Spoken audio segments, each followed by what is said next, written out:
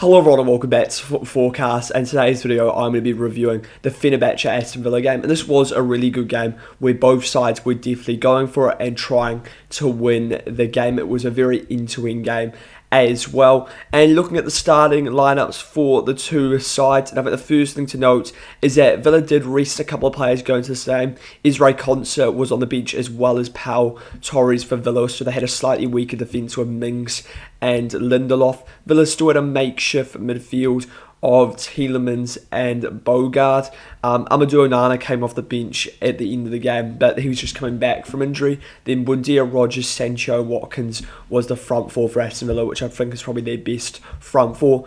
For Fenerbahce, they do have a strong lineup. They have the likes of Asensio, John Duran, former Villa players, Artukoglu, Ederson, Skriniar. So there's some decent players in that Fenerbahce lineup, and there's a makings of a good side. And we did see a good game, but Villa definitely started the better in this game. Villa didn't dominate the ball in the first half, but they felt in control more than Fenerbahce, and that was because of their ability to hurt Fenerbahce on the break in the first half. They only had 38% of the ball, but created a lot better chances, and they were rewarded for this through Jadon Sancho early in the first half. A good ball in by Matty Cash, also deflected cross, but a simple header for Sancho to put Villa 1-0 up. And Villa's ability to transition and counter-attack throughout this game was very valuable. And they really should have gone, I think, 2-0 up going into the second half. But Villa couldn't find that goal. Morgan Rogers had a massive chance, but Skriniar managed to stop the ball going in on the line.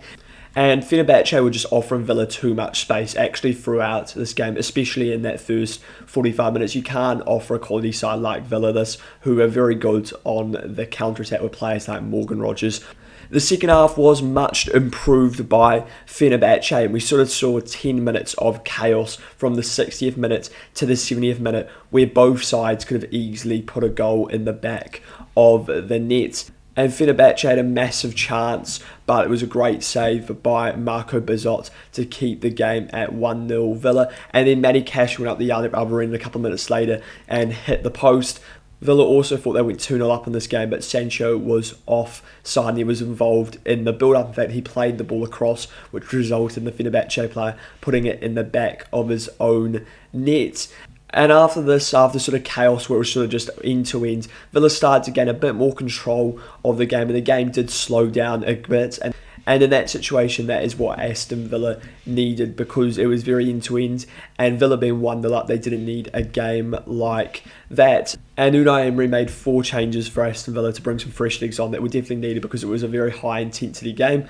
But it looked like those changes didn't work, because Artukoglu scored immediately after the changes, but John Duran, who was involved in the build-up, was offside. And Villa then went on to win the game, and I think that is deserved based off what we saw in the first half, and Villa were the better side in this game. And a probably more fair sort of result based on what we saw was probably a 2-1 win to Villa, or even a 3-1 win for Villa, because they had some massive opportunities in that first half. They had some massive opportunities in transition that they didn't take, and I think this will frustrate Emery. Rogers had a big chance in that second half as well, but it was a really good save by Ederson. But overall, it's a massive 3 points for Villa going away to Turkey.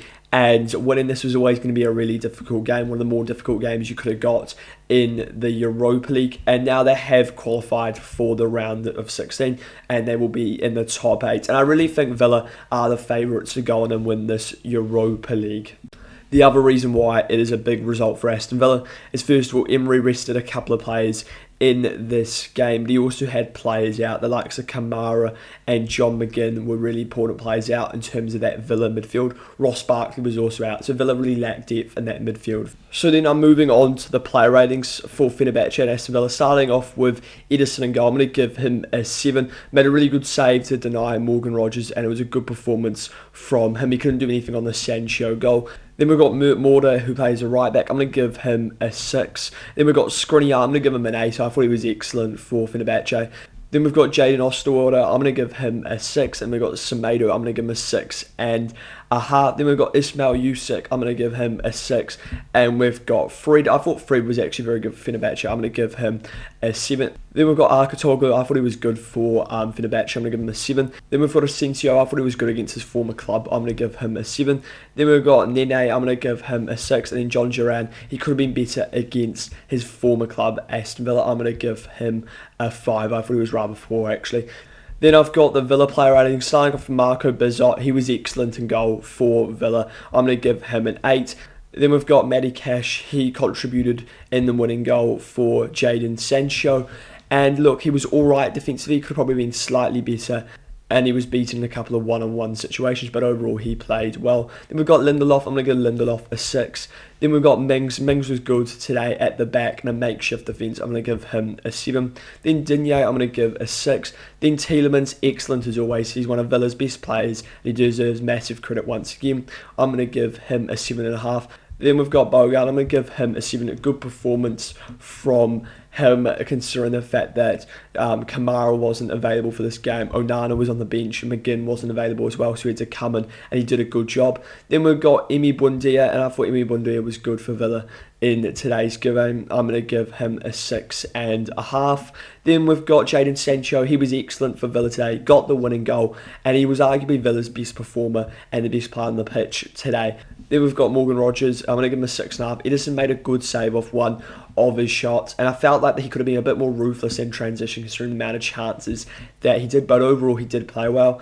Then we've got Ollie Watkins, and it wasn't really his best game. He'll be disappointed by this considering that he was also poor in the Everton game. Let me know your thoughts on this game, and if you enjoy this, subscribe to the channel as well as liking the video.